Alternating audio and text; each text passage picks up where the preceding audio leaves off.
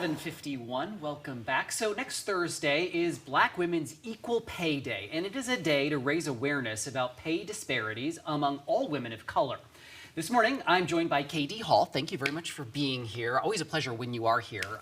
Such a joy to talk to you. But this day means a lot, and really this local event offering resources and things like that. So let's talk about this, the issue itself, this wage gap issue. Would you kind of tell us what this, where this kind of happens and why? Yeah, absolutely. You know, it happened hundreds and hundreds of years ago, right? So there's so many factors that brought us to where we are.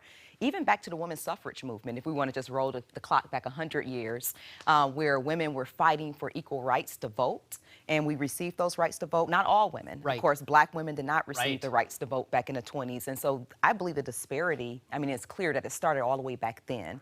And then women started to get more and more into the workforce and started moving up in jobs and their careers. And then actually, the higher your education is, the wider your gap is for pay. That's so disheartening. It is. I mean, and so we certainly talk a lot about the gender disparity, but then to like dig down and think like not only are women of color facing the gender disparity, but then the racial disparity as well, compounding this issue. So let's talk about ways that maybe we can fight it. Lean In, for example. Yeah, Lean In was amazing yesterday. I was their keynote speaker last night at the Black Women Wage Gap event that happened last night at Pay Scale, and we talked all about solutions. And honestly, we have a book coming out, and that book is all about parity. And it's about parity in the workplace and peak performance, and how when we come together, like the issue for women, Black women making 62 cents on the dollar is as much of an issue for you as it is for me, right? So everyone should care about this Everyone issue. should care about it, yeah. And then even Hispanic women, I mean, it's even less. They're like 54 cents on the dollar. So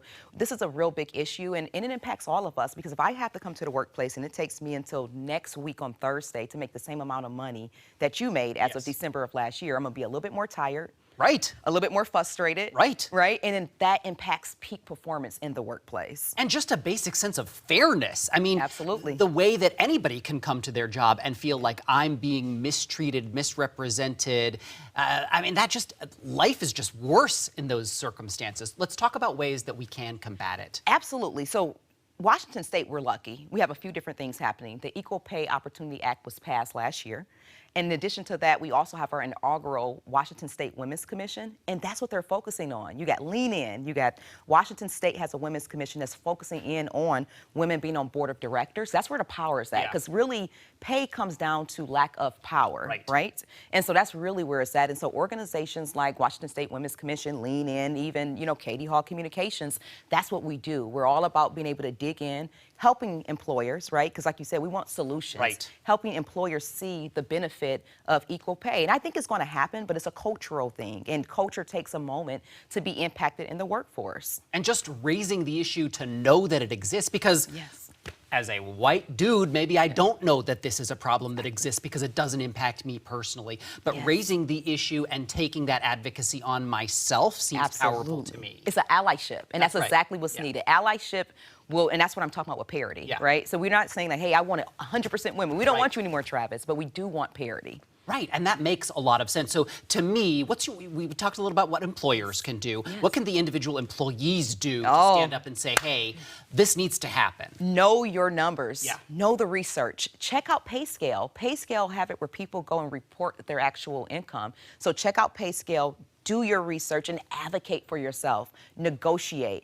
And that's one thing I would say is that women overall collectively, and we have data on this as well, women, we tend not to negotiate as much as we could. And if we really start negotiating a little bit more, having those conversations with allies, we will be able, I believe, to eradicate this wage gap a little bit faster than what we're expected to do now. I like it. I also am going to say this. It's important. I have a daughter, and I think a lot about empowering her now to negotiate. Like, I'm like, you're 6 years old, and it is okay to negotiate. My four-year-old, we have her cleaning the house now, seriously. She has to vacuum, but she negotiates with us. $10 a week. I mean, she negotiated her pay. I like it. I mean, it sounds, we laugh about it as parents, but it's true. But it's exactly right. Teaching kids that they have that power is so important. And girls like ours, they're important. I hope they're going to. They're important. Yes, they will. Katie Hall, thank you very much. More information on your website, kdhall.com. Thanks for being here. Thank you. All right, back over to you guys.